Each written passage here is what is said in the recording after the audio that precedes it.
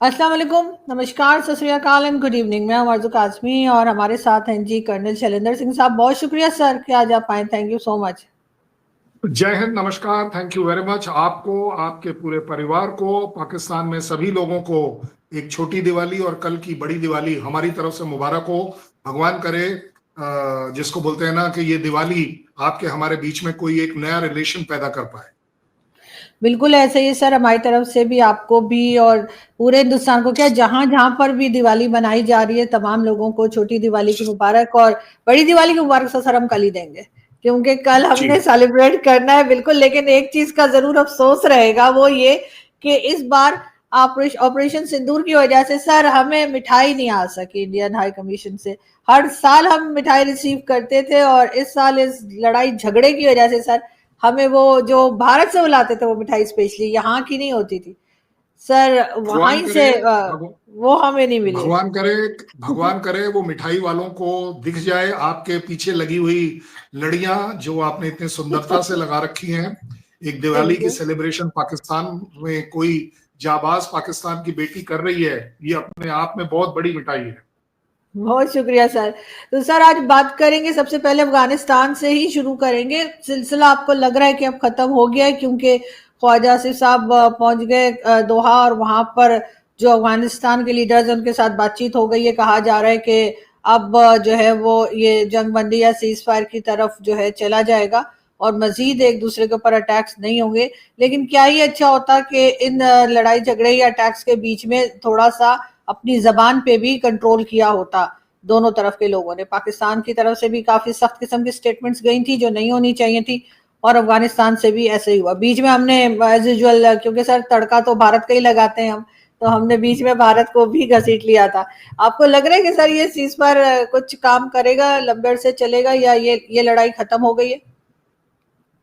जैसा एक अच्छा एनालिसिस अगर करने की कोशिश करी जाए, कोई भी पीस टेम्परेरी जरूर होती है जब तक कि उसका परमानेंट सॉल्यूशन निकाला ना जाए। इस पीस प्रोसेस में मुझे नहीं लग रहा कि कहीं पर भी ये दिख रहा है कि दोनों कंट्रीज एग्री कर रही हैं कि चलिए जी, दोनों के दोनों बैठेंगे, ड्यूरेंट लाइन के ऊपर बात करेंगे, सहमति बनाएंगे, ये करेंगे, वो करेंगे। अगर आज आप इस पीस टॉक को, सो कॉल्ड इस सीज फायर को सीज फायर के तौर पर देख रहे हैं, क्यों देख रहे हैं? सीज फायर का मतलब है जो मैं आपकी तरफ गन चला रहा हूं और आप मेरी तरफ जो गन चला रहे हैं वो रुक गई। वो इसलिए नहीं रुकी है कि आप और हमारे बीच में कोई सहमति बन गई है। बड़ी मेजर बात कर रहा हूं, सहमति बनना आंसर है। जहां सहमति बनती है, मैं आपको आज बता रहा हूं, हमास और इजराइल के बीच में भी सहमति नहीं बनी है। कहीं पर भी हमास ने नहीं बोला हम हथियार डाल देंगे, जो कि इजराइल मांग रहा था, वगैरह वगैरह। ज्यादा बड़ी बात यह है, अगर हम इस समय अफगान और पाकिस्तान के बीच की बात करें तो बड़ी क्लैरिटी से हमें यह जरूर दिखता है, क्या पाकिस्तान अपनी इस डिमांड को छोड़ देगा कि टेररिस्ट काबुल या अफगानिस्तान से आ रहे हैं? क्या वो छोड़ पाएगा? क्यों? क्योंकि आपकी आर्मी, आईएसआई और सरकार ने दिखाना तो यही होता है कि देखिए जी, टेररिज्म से हम कर रहे हैं, स्ट्रगल कर रहे हैं। एक बात। दूसरी बात, क्या आपको लगता है कि अफगानिस्तान जो पिछले 70 साल में नहीं माना कि ड्यूरेंट लाइन को मान लेगा? किसी भी हालत में मान लेगा, छोटा कहो बड़ा करो जो भी कहो। तीसरी एक और बात करता हूं जो मैंने आपको एक बार पहले भी कही और ये मेरा हमेशा से स्टैंड रहा है, पाकिस्तान अफगानिस्तान के साथ लड़ना नहीं चाहिए था। सिर्फ लड़ाई आपने इसलिए कर दी, एक स्ट्राइक करने की काबिलियत, इच्छा शक्ति, स्ट्रेंथ वो आपने दिखा दी इस चक्कर में कि यूएस ने बोला बगराम चाहिए। आपके आईएसआई ने, आपके आर्मी ने, आपकी गवर्नमेंट ने, जिसको भी ब्लेम करना है कर लीजिए, बट एज अ कंट्री सारा ब्लेम कंट्री पर ही जाता है। पाकिस्तान को यह लगा कि अगर हम ये दिखा पाए कि देखिए हमारी पहुंच यहां तक है, हम यहां तक मार सकते हैं, हमारी इच्छा शक्ति इतनी है, हमारी पॉलिटिकल विल इतनी है, हमारी आर्मी की स्ट्रेंथ इतनी है कि हम एक जो बॉम्ब्स हैं, जो स्पेशलाइज्ड बॉम्ब्स हैं, हम वो भी गिरा सकते हैं F-16 का फायदा उठाते हुए, क्योंकि वो बॉम्ब सिवाय F-16 के और कोई उठा नहीं सकता। सो ओवरऑल मैं तो यही कहूंगा, किसी भी तरह की शांति वेलकम है, इसमें कोई डाउट नहीं। लेकिन क्या ये एक लास्टिंग पीस है या नहीं, इसका एनालिसिस करना, इसकी जिम्मेदारी लेना कौन मान रहा है? कतार मान रहा है, आपको बोल रहा है कि चलिए जी आप दोनों के बीच में वो ड्यूरल लाइन मान जाएंगे और पाकिस्तान आज के बाद कभी कोई किसी भी तरह का बॉर्डर के ऊपर अटैक नहीं करेगा, बॉर्डर के ऊपर क्लेम नहीं करेगा? ऐसा नहीं होने वाला। ना कतार ऐसा करवा पाएगा, ना सऊदी करा पाएगा, क्योंकि अगर कोई करा पाएगा तो वो सिर्फ पाकिस्तान और अफगानिस्तान खुद है। ऊपर से आपके यहाँ जो तड़का लगा हुआ है वो तड़का है प्रॉब्लम ऑफ यूएस, क्योंकि आपने यूएस को प्रूव करना है। अदरवाइज आप बता दीजिए बगराम कैसे मिलेगा उन्हें? मतलब कोई तरीका है बिना पाकिस्तान की मदद के वो बगराम मिल जाएगा उनको? मिल ही नहीं सकता। नहीं मिल सकता आपने सर। कहा, हाँ मैं भी यही कह रहा हूं। और लास्ट जो आपने कहा भारत का role, let me tell you one thing, अनैतिकता, अनैतिक तौर पर अगर मैं कमेंट करूं तो ये भारत के बेनिफिट में था एक तरह से कि पाकिस्तान और अफगानिस्तान लड़े, वो बॉर्डर सक्रिय रहे, वहां पर लड़ाई झगड़ा चलता रहे, पाकिस्तान को उसका अपना टेस्ट मिले कि हाँ जी देखिए आप टेररिज्म के नाम पर करते हैं और ये देखिए अब आप भी तो स्ट्राइक कर रहे हैं दूसरी कंट्री के अंदर, तो हमारे अभी आपके यहाँ स्ट्राइक करना जायज है, क्योंकि हम पाकिस्तान के खिलाफ थोड़ी ना अटैक कर रहे हैं, हम तो टेररिस्ट के खिलाफ अटैक कर रहे हैं। इसका मतलब हमें जायजता मिलती है, हमारा जो स्टैंड है वो ठीक हो जाता है कि दूसरी कंट्री के अंदर, क्योंकि यूएस अगर आपके यहाँ कर सकता है तो मैं क्यों नहीं कर सकता? बड़ी सीधी बात है। और हमने देख लिया ना, यूएस ने जब ओसामा को मारा तो कोई दाएं बाएं का कोई आदमी मरा, ना हमने जब आपके यहाँ टेररिस्ट कैंप मारे तो सिवाय टेररिस्ट के और कोई मरा। क्लेम किया जा सकता है कुछ सिविलियन मर गए, ये हो गया वो हो गया, बट ओवरऑल हमारा स्टैंड तो यही है कि we both are fighting against terrorism, और टेररिज्म को कोई भी खत्म करे वो शुक्रिया होना चाहिए। मुझे नहीं लगता कि ये एक पीस लास्टिंग पीस है। मुस्लिम ब्रदरहुड की पीस दिखाने की जरूर है, इसमें कोई डाउट नहीं है।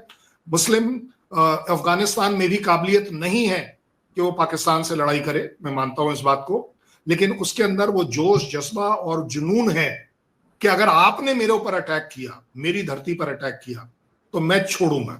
आई थिंक दैट इज वेयर ये जो पीस एग्रीमेंट है ये बड़ा फ्रेजाइल है, कांच का बना हुआ है, देख सकते हैं, लेकिन जिस दिन ये कांच, क्योंकि कांच को आप कब तक पकड़ के रखेंगे, आज नहीं तो कल वो स्लिप होगा, और अगर स्लिप होकर गिरता है तो टूटेगा जरूर। ये मेरा एप्रीहेंशन है। सर अगर आप भारत की तरफ देखें तो चाहे भारत का बॉर्डर हो, चाहे अफगानिस्तान का बॉर्डर हो, यहाँ तक कि ईरान का बॉर्डर भी ऐसा है जहां से हमें कुछ ना कुछ शिकायत रहती है, और बीच में तो एक आध अटैक ईरान की तरफ से भी आपको याद होगा किया गया था, जो कि कहा गया था टेरर कैंप के ऊपर है। क्या वजह है कि पाकिस्तान अपने जो नेबर्स हैं उनको खुश नहीं रख पा रहा? जो शिकायत की जा रही है, चाहे वो टेरर कैंप्स को लेकर हो या किसी भी चीज को लेकर हो, तो उस पे काम क्यों नहीं हो पा रहा? सर हमारी पॉलिसीज ठीक नहीं है, या लोग हम पे वैसे इल्जाम लगाते रहते हैं, हम तो बड़े मासूम लोग हैं, हमने तो कुछ किया ही नहीं? उस तरफ जाएं जो हमारे यहाँ से स्टेटमेंट्स दी जाती हैं। उस मासूमियत और इनोसेंस का फायदा ही क्या जो आपकी दिखे ना। हमारे यहाँ बड़ी कंट्रोवर्सी हुई, ऐसा नहीं है, यूट्यूब और वायरल और मीडिया में भी काफी वायरल हुआ कि कर्नल शैलेंद्र सिंह ने आरजू काजमी को सुंदर कैसे कह दिया। तो ये बड़ी चला यहाँ, ऐसी बात नहीं है।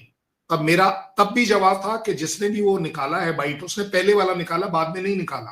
क्यों? जब मैं आगे भी ये कह रहा था कि सुंदरता आपके सोच में है, आपके एटीट्यूड में है, उससे आदमी सुंदर बनता है, और वो रिफ्लेक्ट होती है आपके फेस वाला। सो सेम गोज कि अगर हम बात करें इस समय पाकिस्तान के रेपुटेशन की, पाकिस्तान की रेपुटेशन खराब किसने करी? एक सच बताइएगा, क्या शाहबाज शरीफ ने ये बोला या नहीं बोला कि अब मैं कटोरा लेके कहीं मांगने नहीं जाऊंगा? मतलब क्या जरूरत थी?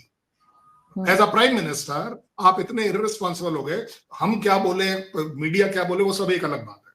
दूसरी बात, क्या प्रॉब्लम है? क्यों नहीं आरजू काजमी इस बात को सच्चाई से फेस कर सकती है कि हमारा देश फाइनेंशियल तकलीफ में है और हमें बाहर से लोन, इन्वेस्टमेंट, एड, वर्ड कोई भी इस्तेमाल कर लीजिए, वो दिया जाए? क्यों नहीं एक्सेप्ट हो सकता?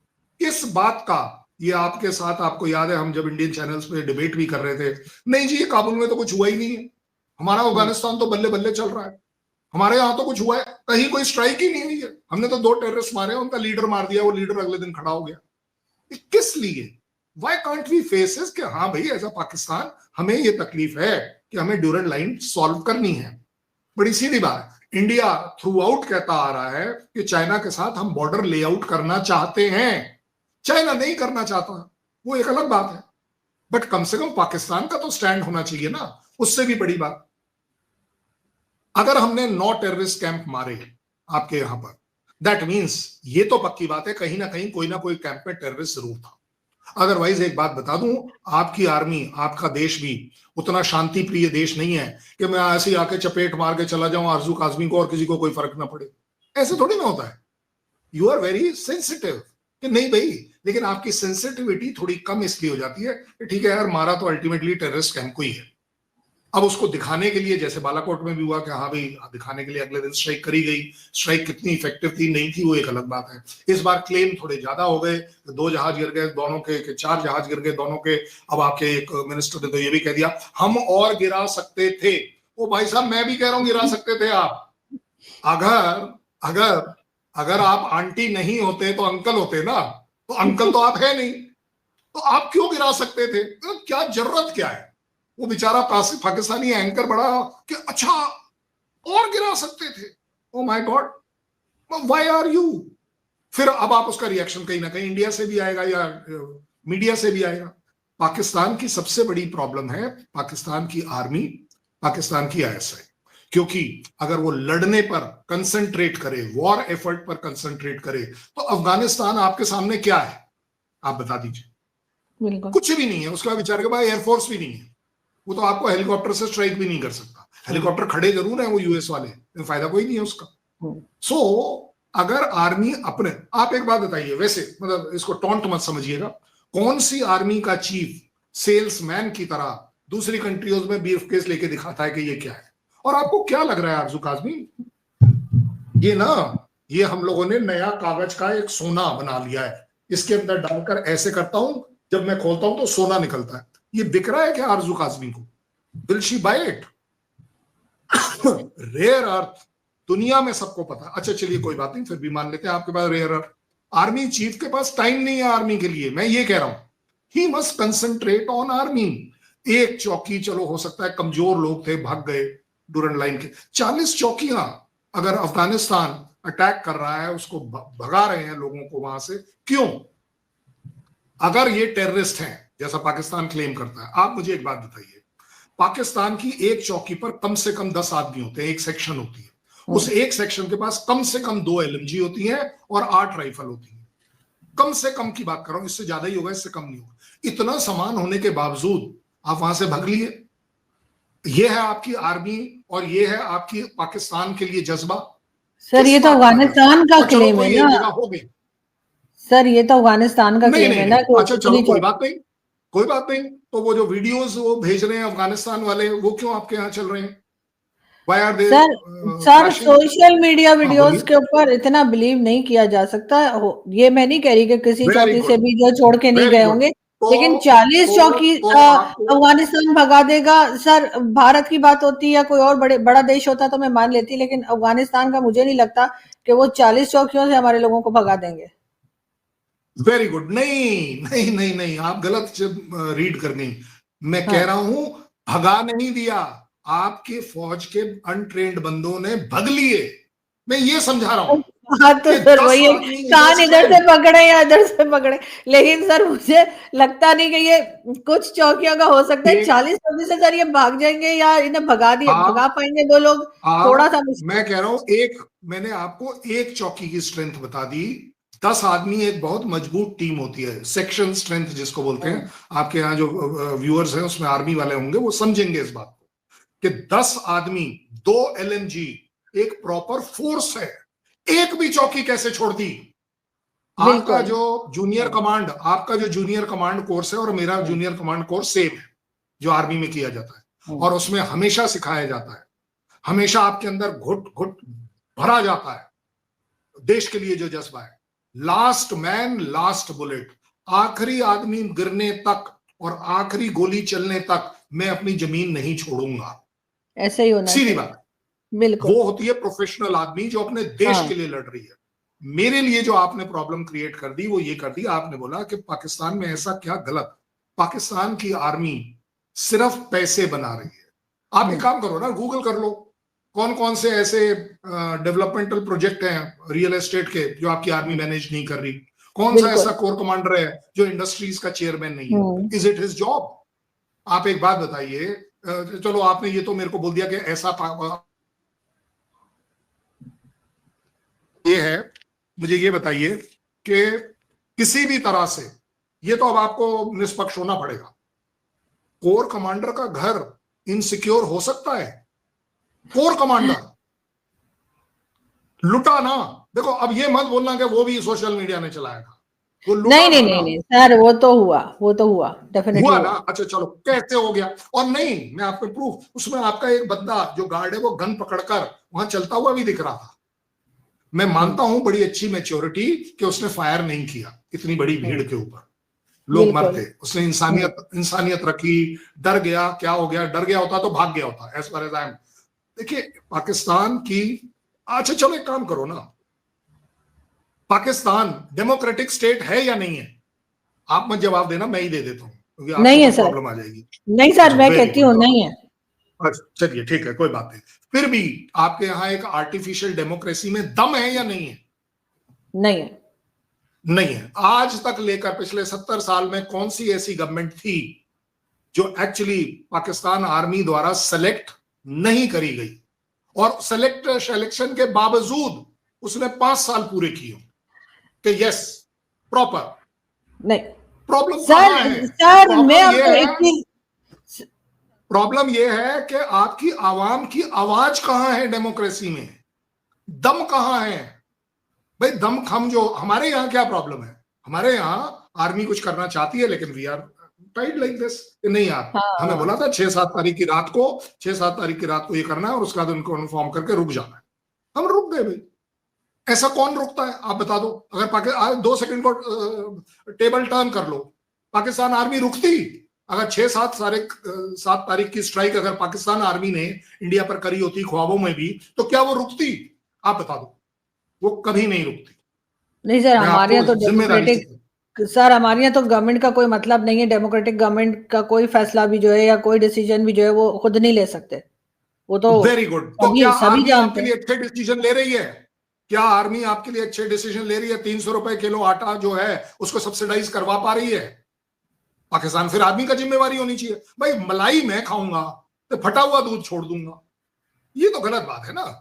That is where your problem is.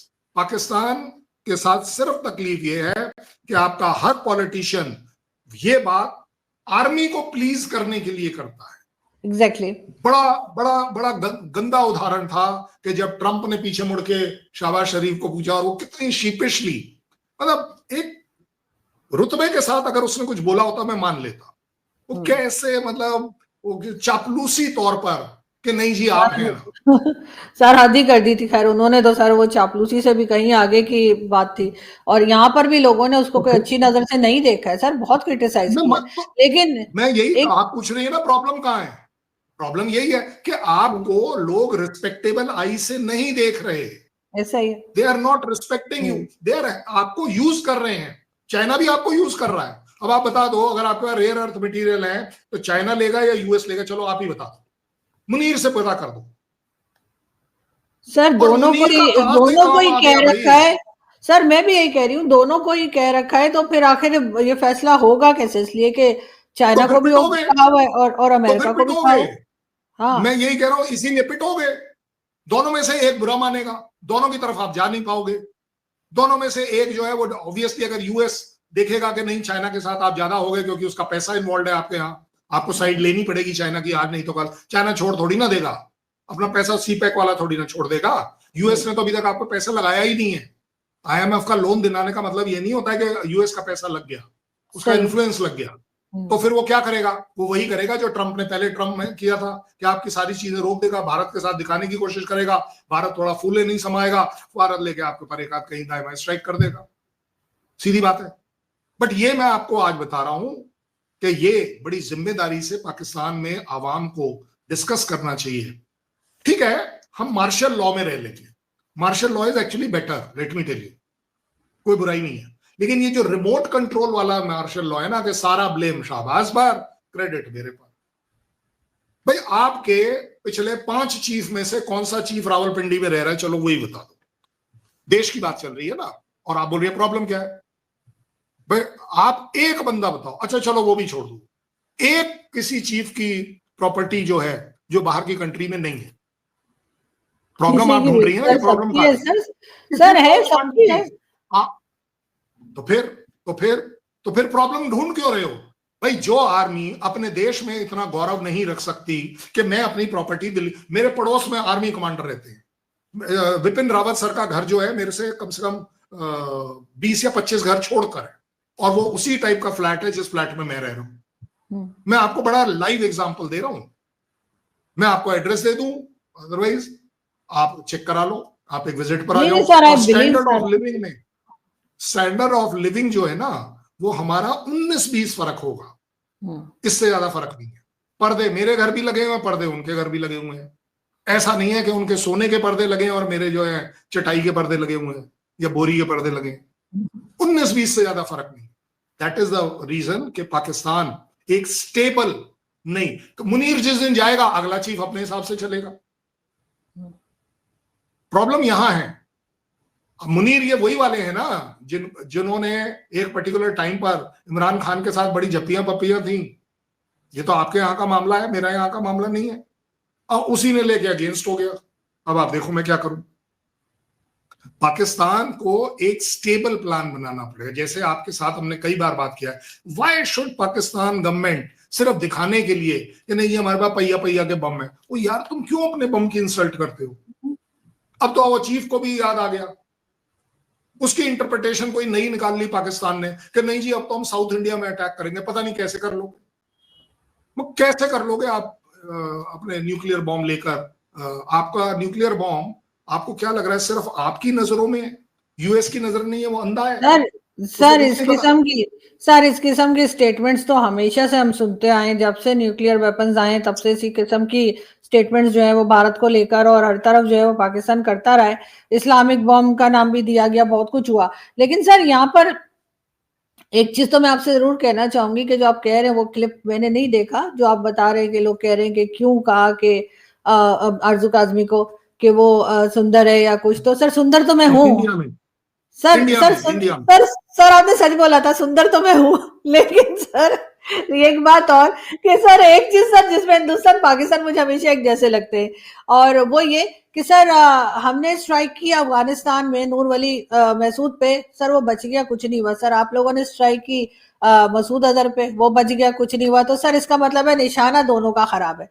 हम भी नहीं मार सके जिधर पहुंचे थे, और आप लोगों का निशाना भी गलत गया और वो बच गया, वो जो है मसूद अजहर। सर यहाँ तक तो बात है, लेकिन सर जो हम उस वक्त अमेरिका और चाइना के बीच में जो हम एक तरह की शटलकॉक बने हुए हैं, और कहना चाहिए कि हमने दोनों को एक ही चूरन जो है दे रखा है कि जी हम वहां से रेयर अर्थ मिनरल वाला। तो सर आपको ऐसा नहीं लगता हम कहीं जाके स्टक हो जाएंगे, कहीं जाकर ये दोनों कंट्रीज के रिलेशन आपस में खराब होंगे अमेरिका और चाइना के, अगर वाकई में हमारे पास ये सब कुछ है?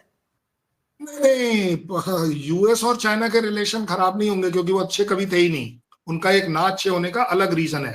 पाकिस्तान को लेकर उनके रिलेशन खराब नहीं होंगे, मैं आपको गारंटी दे रहा हूं। ज्यादा बड़ी बात यह, अच्छा चलिए एक काम करते हैं ना, एक बढ़िया सा एनालिसिस करके देखते हैं। खनिज ये जो रेयर अर्थ मटेरियल है अवेलेबल कहाँ है, कहां पर अवेलेबल है? बलूचिस्तान में है सर, बलूचिस्तान गवादर यही वाली जगह है। ठीक है ना आपको? अच्छा चलिए ग्वादर भी ले लिया, कोई प्रॉब्लम नहीं। ग्वादर किसके कंट्रोल में चल रहा है? चाइना। बलूचिस्तान किसके कंट्रोल में चल रहा है? सच बताइएगा, ये मत सोचिएगा कि आपने गवर्नमेंट को क्रिटिसाइज किया, बट बलूचिस्तान कितनी पाकिस्तान के कंट्रोल में चल रहा है? सर बहुत कम, शायद 25% भी शायद नहीं है।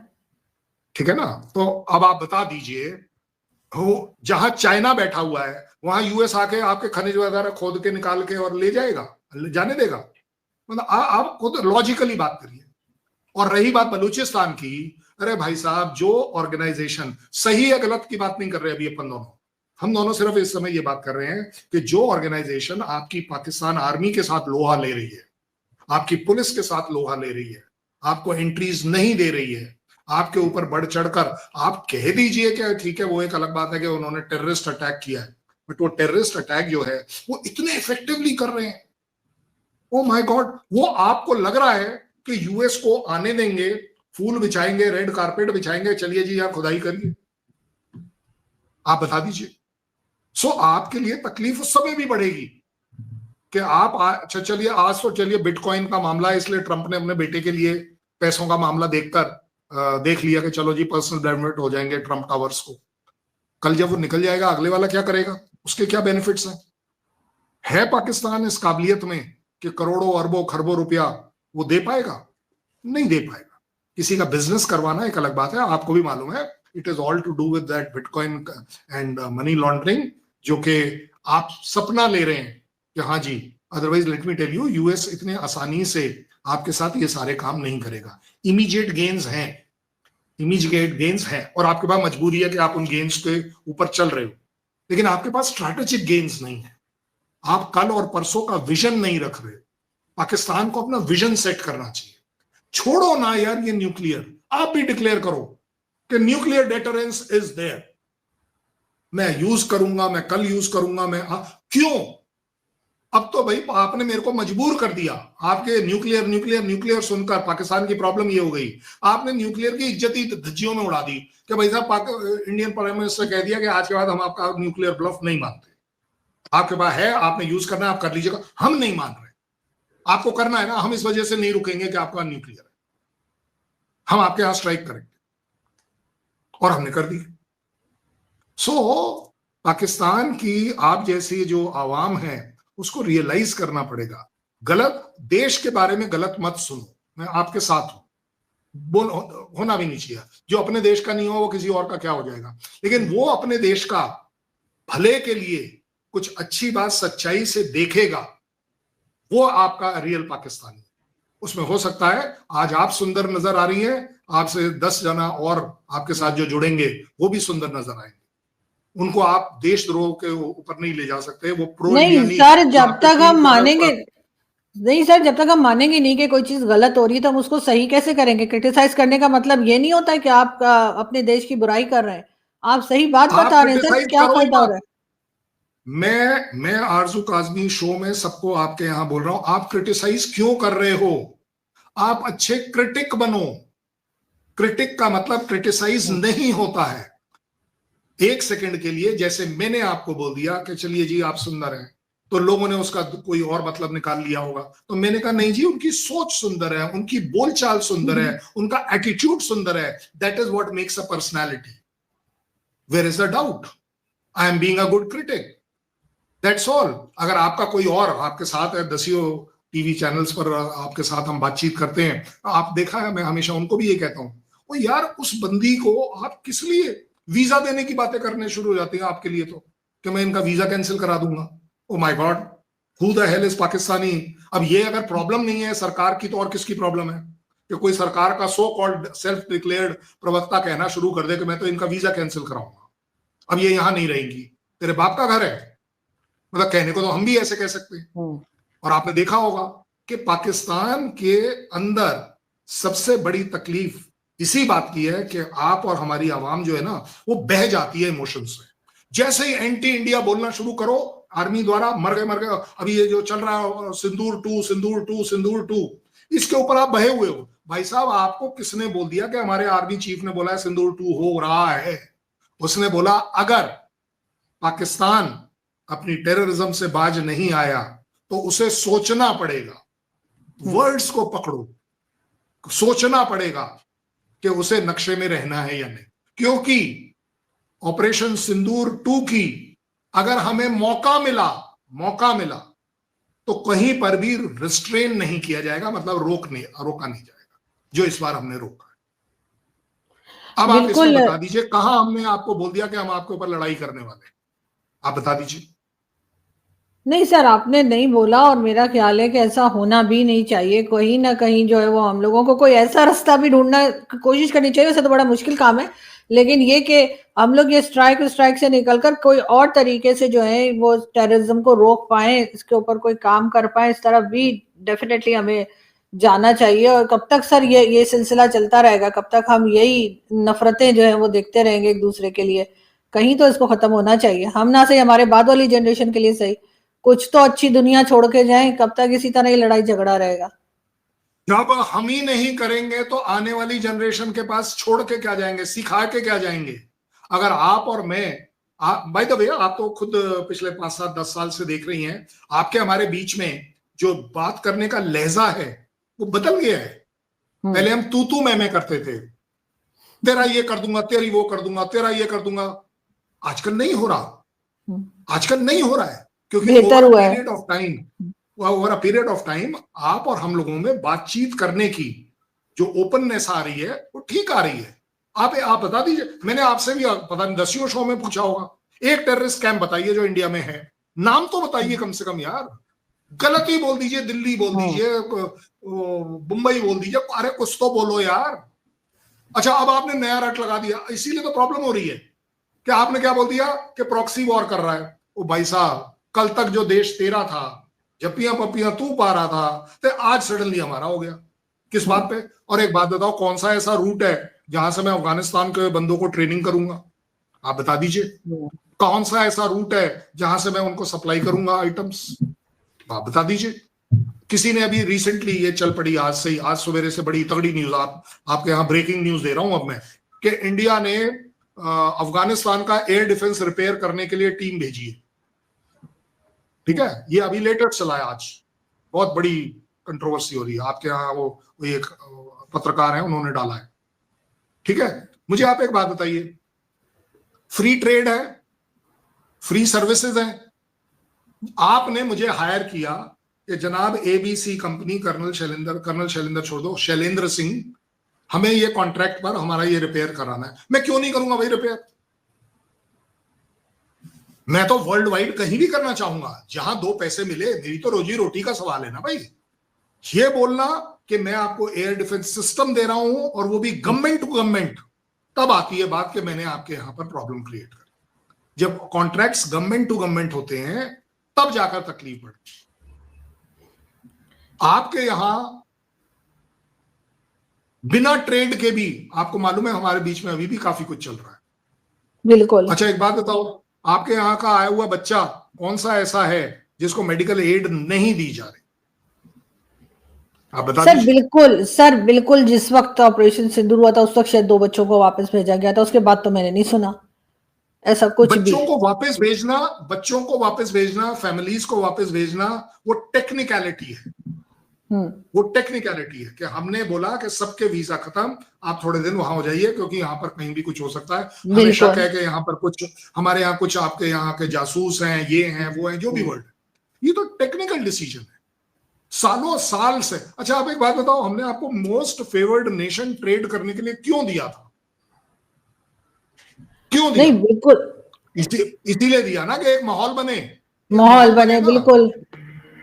भाई साहब, कौन सा ऐसा प्राइम मिनिस्टर है जो बस लेके आपके यहाँ जाएगा? आप चलो बताओ। बट उसने भी सड़क, लोगों से जुड़ने वाली जो जगह है, भाई एयर वाली नहीं चूज करी, उसने सड़क वाली करी।